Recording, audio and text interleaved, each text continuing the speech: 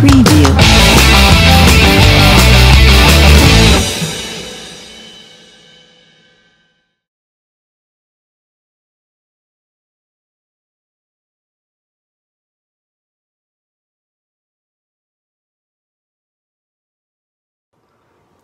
Olá, eu sou o João Paulo Brown, sou advogado nas áreas de Direito Marítimo e Aduaneiro, sou professor na Maritime Law Academy e hoje eu vim conversar com vocês, dentro do curso de Fundamentos de Direito Marítimo, sobre um tema absolutamente fundamental, que é conhecimento de embarque.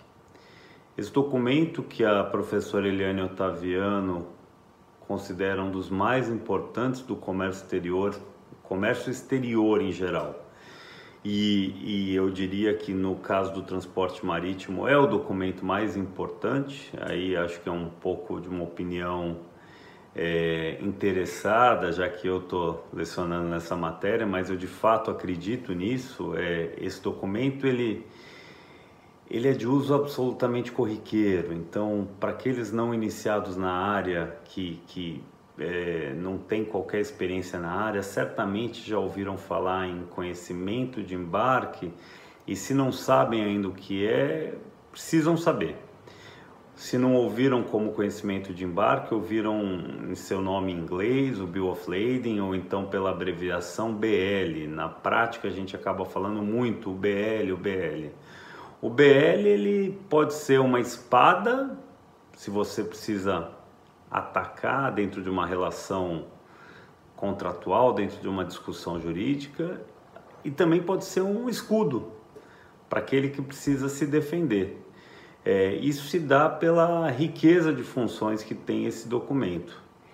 A gente não vai hoje esgotar esse tema, a ideia desse curso é dar um aspecto mais geral, algumas noções gerais sobre o tema.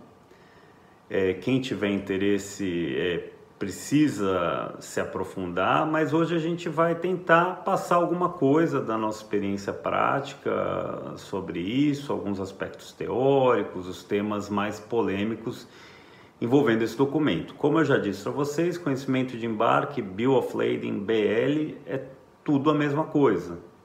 É a expressão que a gente usa para o documento que é emitido pelo transportador ao receber as mercadorias a bordo do navio. Puxa, nesse conceito, documento emitido pelo transportador atestando o recebimento das mercadorias a bordo do navio, existem diversas ideias, diversas informações extremamente relevantes. Então, assim, uma das primeiras informações que a gente pode inferir a partir desse conceito é que eu só emito um conhecimento de embarque quando eu recebo as mercadorias. Antes disso eu não tenho esse documento não vai ser emitido. Então, por exemplo, num contrato de transporte marítimo de mercadorias, em que as partes estipulam que uma mercadoria deve ser transportada de um ponto A a um ponto B, se o embarque vier a ser cancelado, se ele não vier a se concretizar, eu não terei um BL, não será emitido um conhecimento de embarque. Também a partir desse conceito, nós conseguimos entender uma das primeiras funções do conhecimento de embarque, e a função, inclusive, na qual ele se originou, que é o recibo de entrega de mercadorias a bordo. Essa é uma das suas três principais funções, são três as principais funções: recibo de entrega de mercadorias a bordo, título de crédito, servir de título de crédito das mercadorias e evidência do contrato de transporte. Eu disse que ele se originou dessa função de recibo de entrega de mercadoria a bordo, porque há séculos atrás existe uma certa divergência a respeito da sua origem. Alguns historiadores falam no século XIII, outros falam no século XIV, mas inicialmente os mercadores, os negociantes de mercadorias precisavam acompanhar fisicamente a mercadoria a bordo do navio. Então eles acompanhavam o transportador marítimo fisicamente, aqueles mercadores a bordo do navio, acompanhando a sua mercadoria, para que ela fosse entregue no porto de destino, para que eles pudessem, chegando no porto de destino, negociar aquela mercadoria. Com o passar do tempo, foi convencionado que seria emitido um documento atestando o recebimento dessas mercadorias, um recibo de entrega da mercadoria. Esse é o nosso conhecimento de embarque. Ele se disseminou a partir do século XVI e hoje ele é absolutamente corriqueiro e mandatório em qualquer contrato de transporte marítimo.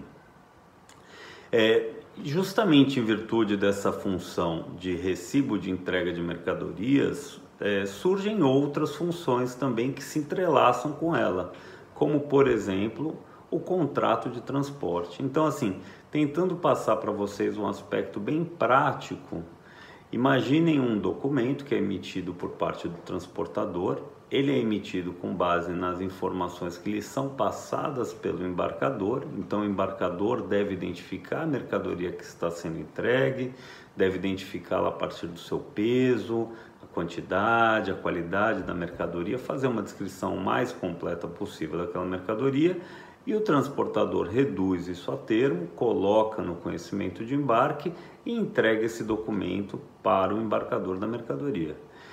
Em um lado do documento constam esses detalhes específicos. No outro lado, nós temos cláusulas que irão reger aquele transporte marítimo. Essas cláusulas, elas são o contrato de transporte marítimo em si, ou elas são uma evidência do contrato de transporte? Esse é um tema muito polêmico, vocês vão encontrar opiniões em sentidos opostos, diversos. É muito comum que se considere que é uma evidência do contrato de transporte, já que o contrato de transporte ele pode se iniciar no momento anterior e as negociações prévias, aquilo que as partes estipularam na fase de negociação e também no momento em que foi feita a reserva de praça, que é a reserva daquele espaço no navio, devem compor o contrato de transporte. E por que se fala então que é evidência, se existe ali algo escrito? Por que aquilo não poderia ser o contrato de transporte em si? Porque essas cláusulas, elas vêm pré-impressas, nesse documento, é um formulário padrão esse documento, que é emitido pelo transportador marítimo, e que configurariam então um contrato de adesão. Não que exista algo de errado com o contrato de adesão, mas como algumas dessas cláusulas não foram objeto de discussão prévia entre as partes, e às vezes até cláusulas pré-escritas que podem contrariar a intenção de algumas das partes, o que existe um pouco de consenso é que o contrato de transporte ele deve ser formado por esses diversos elementos, pelas negociações ocorridas entre as partes, pela reserva de praça e pelo BL, por aquelas cláusulas. Esses três elementos formam um tripé que juntos representam o contrato de transporte. Um aspecto que é importante destacar a respeito do conhecimento de embarque como evidência do contrato de transporte é que, por ele ser tido amplamente pela doutrina e também até em alguns aspectos pela jurisprudência como um contrato de adesão, ele impõe algumas limitações à autonomia da vontade das partes, mas isso por si só não significa que ele seja um documento inválido. Pelo contrário, existe alguma limitação à autonomia da vontade das partes? Existe, mas naquilo que é mais relevante para qualquer embarcador de uma mercadoria ou para qualquer consignatário, para aqueles que estão contratando o transporte, que é a extensão da responsabilidade do transportador marítimo, aquilo pode ser livremente pactuado. Nós não vamos entrar aqui em detalhes a respeito da limitação de responsabilidade, como ela funciona. Isso seria objeto de uma aula própria também, mas antes de realizar o transporte da mercadoria, de se contratar o transporte da mercadoria, o embarcador tem condições de discutir com o transportador marítimo se ele quer ampliar a responsabilidade do transportador ou se ele quer se submeter àquela limitação estabelecida na maioria dos BLs. Aí ele já está exercendo a autonomia da vontade, ele já está podendo se manifestar e escolher a que cláusulas ele quer se submeter. Então esse aspecto gera muita polêmica. Quem tiver interesse em estudar um pouquinho sobre contrato de transporte, sobre conhecimento de embarque, essa função dele de evidência de contrato de transporte, vai encontrar... é um contrato de adesão, as suas cláusulas não são válidas. Não é bem assim, não é bem assim. A maioria das cláusulas são bastante aceitas, existem algumas cláusulas que são mais objeto de discussão. Por exemplo, em sendo evidência de um contrato de transporte, um BL vai trazer ali cláusulas diversas, ele vai ter cláusulas de definições, cláusulas definindo os limites de responsabilidade, o escopo daquele transporte, cláusula de lei aplicável, foro de eleição, cláusulas que estabelecem a convenção internacional que deve reger aquele contrato.